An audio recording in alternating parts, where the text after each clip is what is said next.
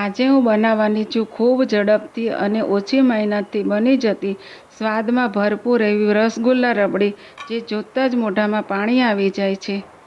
રસગુલ્લા કે રબડીમાં બાઇન્ડિંગ કે ઘાટી બનાવવા માટે મેં કોઈ પણ પ્રકારના પાવડરનો ઉપયોગ કર્યો નથી.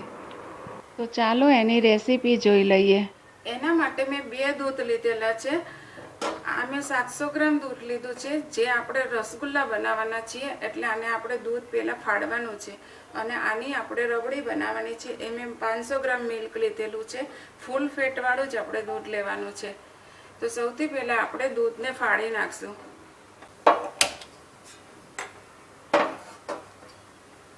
દૂધને આપણે ગરમ થવા દેવાનું, પછી જ આપણે આની અંદર લીંબુ એડ કરીશું. આપણું દૂધ ગરમ થઈ ગયું છે. આપણે આ રીતે સેજ આંગળી અડે ને એટલું જ ગરમ કરવાનું છે. હવે આપણે આની અંદર થોડું થોડું લીંબુનો રસ એડ કરતા જઈશું.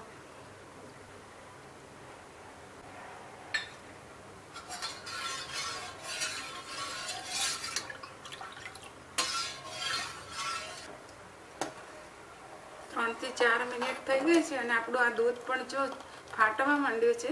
હજી આપણે થોડો લીંબુનો રસ એડ કરી દઈશું. વધ્યું તો એ પણ રસ એડ કરી દઈશું. 75% જેટલું છૂટું પડી ગયું છે. દૂધ અને પાણી એકદમ છૂટું થઈ ગયું છે. સરસ આપણું પનીર જેવું બની ગયું છે. હવે આપણે થોડી વારમાં ગેસ બંધ કરી દઈશું. તરત જ આપણે એને ગાળી લેવાનું છે.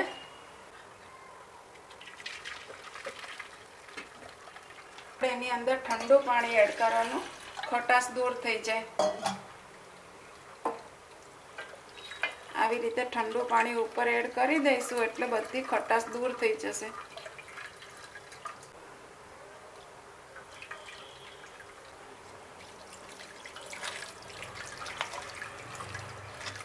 આ રીતે આપણે ચલાવી લેવાનું એટલે બધી ખટાશ દૂર થઈ જાય. હવે આપણે આને 10 મિનિટ સુધી રહેવા દઈશું. એકદમ નીતરી જાય ને ત્યાં સુધી રહેવા દઈશું. આ રીતે આપણે બધું જ પાણી નિતારી દેવાનું, દબાઈ. આપણે બધું પાણી નિતારી લીધું છે. હવે આપણે આને મસળી લઈશું.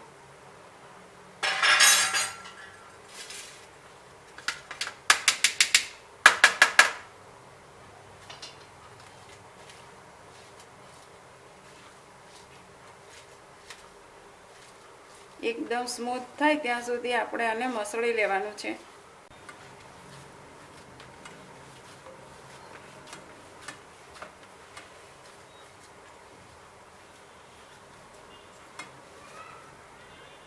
આ રીતે આપણે સરસ રીતે મસળવાનું.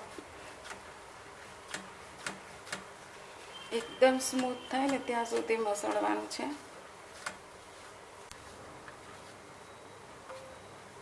સરસ રીતે આપણું આ પનીર મસળાઈ ગયું છે.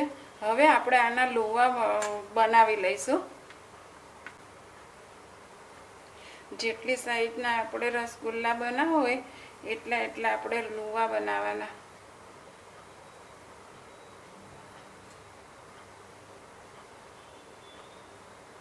જે આકારના બનાવવા હોય એ રીતે બનાવવાના. હું અત્યારે થોડા ચપટા બનાવું છું.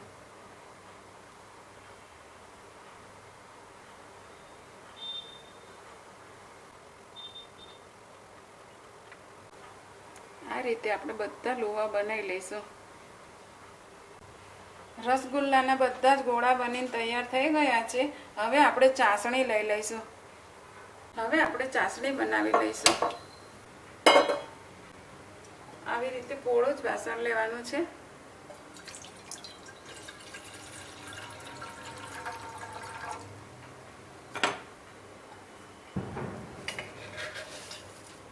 ત્રણ ચમચી જેટલી ખાંડ ઉમેરી દઈશું.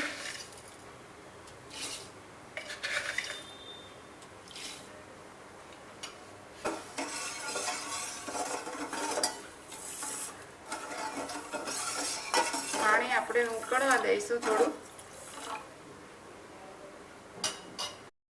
પાણી ચાસણી ઉકળી ગઈ છે. હવે આપણે આની અંદર આ ગુલ્લા નાખી દઈશું.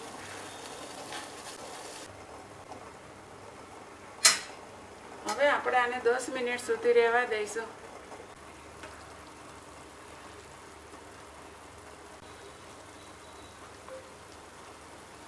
આપણા રસગુલ્લા તૈયાર થઈ ગયા છે. હવે આપણે રબડી બનાવી લઈશું.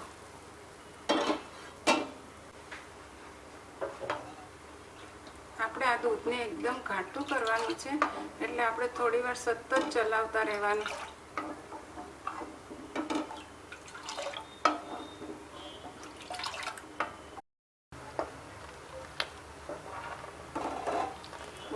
ઉકળતા 5 મિનિટ થઈ ગઈ છે. આપણું દૂધ પણ થોડું ઘાટું થવા લાગ્યું છે. હવે આ સમયે આપણે આની અંદર ખાંડ એડ કરી દઈશું. 2 ચમચી જેટલી ખાંડ એડ કરી દઈશું.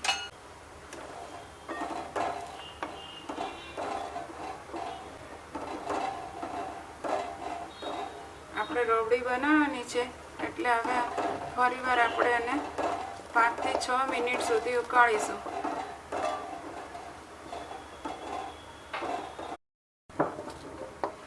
આપણી આ રબડી બનીને તૈયાર થઈ ગઈ છે.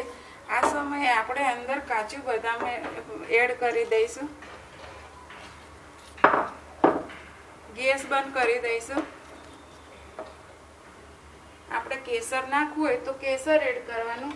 અત્યારે હું સાધારણ એવો કલર એડ કરું છું.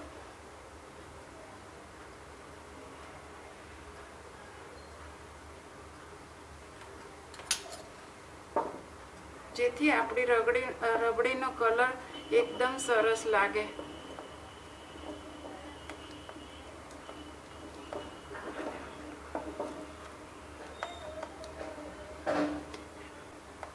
આપણી રબડી બનીને કમ્પ્લીટ થઈ ગઈ છે.